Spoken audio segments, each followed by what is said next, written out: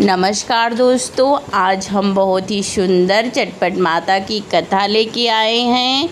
तो प्रेम से बोलो जय चटपट मैया की। एक देवरानी थी और एक जेठानी थी। दोनों एक साथ रहती थी। जेठानी बहुत अमीर घर की थी और देवरानी बेचारी गरीब थी। उसके यहाँ तक कि पहनने के लिए कपड़े भी नहीं थे। जो जेठानी अपना वो पहना ओढ़ा उतारन दे देती, वही वो पहन लेती बेचारी। तो एक दिन उसने चटपट माता की कथा रखी थी। तो बोली कि कल मेरे घर खूब अच्छे से सज धज के मेरे घर अच्छे सारे लोग आएंगे, अच्छे से आना, अपना भेसा बना के तो हमारे घर आना ही मत। देवरानी बेचारी सोच में पड़ गई। पूरी रात बैठ के सोच रही, रोई जा रही, हमारे पहनने ओढ़ने कुछ है नहीं, मैं कैसे जाऊंगी चटपट माता की कथा में, कैसे जाऊंगी, ऐसे करके रो रही है। तो जो है सुबह के 4 बज गए, वहीं बाहर बैठ के रोते रोते। तो चटपटा माता आई, बोली बेटी तू क्यों रो रही है? तो कहने लगी कि क्या करूं, क्या आप हमारा दुख दूर कर दोगी? तो चटपटा माता बोली बताओ, अगर दुख दूर करने लायक होगा तो हम दूर कर देंगे तुम्हारा दुख। फिर चटपटा माता ने कहा कि बताओ। तब बताने लगी, कहीं कल मेरी जो है जेठानी वो बहुत अमीर घर से है और मैं बहुत गरीब घर से, उसके घर काम वाम करती हूँ। अब कल वो चटपटा माता तुरंता माता की जो है दुरदुरिया करेगी और उसमें हमको बुलाई है। कह रही है जैसे सारी गोतनी आती हैं सज धज के अच्छे से सुहागने, वैसे तुमको आना है। मेरे घर में तो पहनने के लिए एक साड़ी भी नहीं है, मैं कैसे जाऊंगी, इसीलिए मैं बहुत दुखी हूँ। फिर चटपटा माता कहने लगी कि बेटी तू चटपटा माता का ध्यान कर और आंखें बंद कर ले। तो उसने चटपटा माता का ध्यान किया और आंखें बंद कर लीं। तो माता ने खूब बढ़िया साड़ी पहना दी, गहने पहना दिए, उनको खूब सारा धन दे दिया, उनका घर वर बढ़िया से बना दिया सब। फिर उसके बाद चली गई चटपटा माता। फिर सुबह हुई तो उसकी जेठानी कहने लगी सभी सुहागनें आ गई हैं, मैं छोटी को बुलाई थी, अभी वो आई ही नहीं। उसको जो है बुलाना ज़रा, अपने बच्चों को भेज के बुलवा रही हैं। तो बच्चे गए, उनका घर वर देख के बहुत जैसे उन लोगों को दुख हुआ। कहने लगे अब तो ये हमारे घर जाएंगी नहीं, इतनी अमीर हो गई हैं। कहे चाची चलो, मेरी मम्मी बुला रही हैं, सारी सुहागनें आ गई हैं चटपटा माता की दुरदुरिया पूजा में। तो फिर उसके बाद वो देवरानी उनकी सज धज के अच्छे से कपड़े पहन के, भाई माता जी ने तो अपना चमत्कार दिखाई दिया था, खूब धन दौलत दे दी। फिर आई तो देख के सारी सुहागनें और जो जेठानी है वो पूजा में उसका ध्यान कम लग रहा है, बार बार यही पूछ रही है कि कहाँ मिला तुमको इतना गहना, कहाँ मिला। वो पूजा में कम ध्यान लगा रही है, बार बार यही अपनी देवरानी से पूछ रही है। देवरानी बोली कि दीदी अभी पूजा कर लो, उसके बाद मैं बताती हूँ। कहीं नहीं अभी बताओ, पूजा तो होती रहेगी। कहे नहीं मैं नहीं बताऊँगी ना, पहले भगवान की माता रानी की पूजा करो, उसके बाद मैं जो है बताऊँगी। फिर पूजा होने लगी। किसी तरह अपना इधर उधर करके झटपट में सबको खिला पिला के विदा कर दी जितनी सुहागनें थी। और अंदर से देख के जेठानी को, देवरानी को अपनी जल रही हैं, कह रही इसके गहना हो गया, इसके पैसा हो गया, इसके साड़ी हो गई, अब पता नहीं कहाँ से पाई और हमको पता ही नहीं है, बता भी नहीं रही है।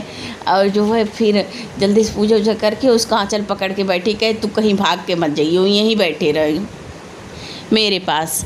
तो फिर कहने लगी कि कहाँ पाई बताओ, अब तो बता दो, अब तो सब पूजा पाठ सब कर दिया झटपट में।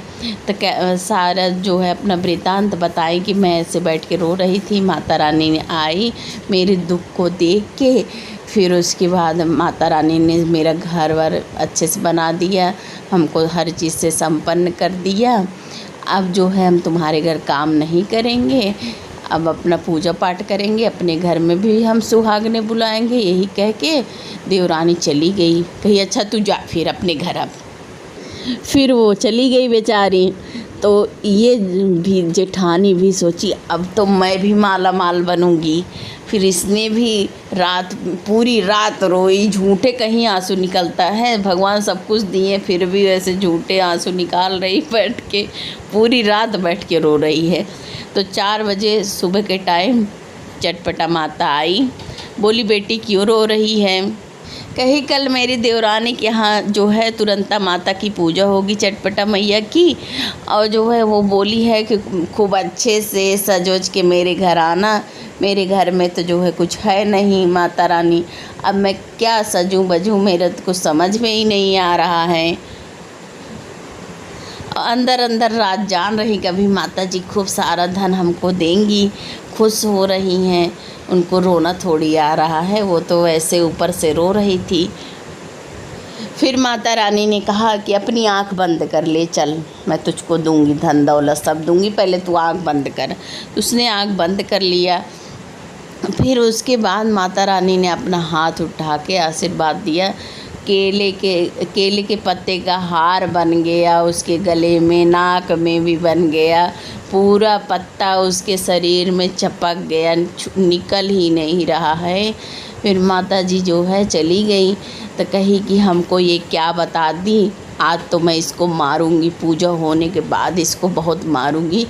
कहीं से धन लेके आई है और बता रही चटपटा माता दी हैं, और हमारे पूरे शरीर में केले का पत्ता लग गया, अब छूट भी नहीं रहा है, मैं क्या करूं, मेरी समझ में नहीं। बैठ के बेचारी कुल सारा छुटा रही है और रो रही है। फिर उसके बाद सुबह हुई, देवरानी ने चटपटा माता की पूजा की, भोगों का सामान सब इकट्ठा की, सास सुहाग ने बुलाई, तो जेठानी को भी बुलाई थी उसमें, तो जेठानी नहीं आ रही, उसका केला का पत्ता छूट ही नहीं रहा, कैसे वो साड़ी वाड़ी पहने, वो आ ही नहीं रही। फिर उसके बाद अपने बच्चों को भेजी, नहीं आई। पूजा वूजा ख़त्म करने के बाद फिर गई, जेठानी को देखी, कहीं तुमको ये क्या हो गया? तब कहने लगी कि क्या बताऊं, तुम्हारा मैं देख ली, मैं भी माता रानी को जो है स्मरण करने लगी, रात में झूठे रोई, आँख में प्याज वाज लगा के किसी तरह हमारे आंसू आए, और माता रानी ने मेरा ये हाल कर दिया। तुम पक्का कहीं से धन चुरा के लाई हो, ऐसे झूठ के बोल रही हो कि माता रानी ने किया है। वो बेचारी देवरानी इतना जलती थी जेठानी, उसका कभी भला नहीं चाही, लेकिन उसने माता रानी की पूजा की, फिर उनको प्रसाद दिया, जिसकी वजह से उनका केले का पत्ता, माता रानी की पूजा करके केले के पत्ता छुटाई उठाई। फिर उसके बाद कही कि जो है दीदी हमारे पास नहीं था, इसलिए हमने माता रानी का स्मरण किया, अपने मैं दुख से रो रही थी और तुम सुख में झूठे रो रही थी, इसीलिए माता रानी ने तुम्हारे साथ ऐसा किया। माफ़ी मांग लो, पूजा करो और प्रेम से रहो। दोनों देवरानी जेठानी आराम से एक दूसरे के साथ रहने लगी। तो प्रेम से बोलो जय चटपटा माता की।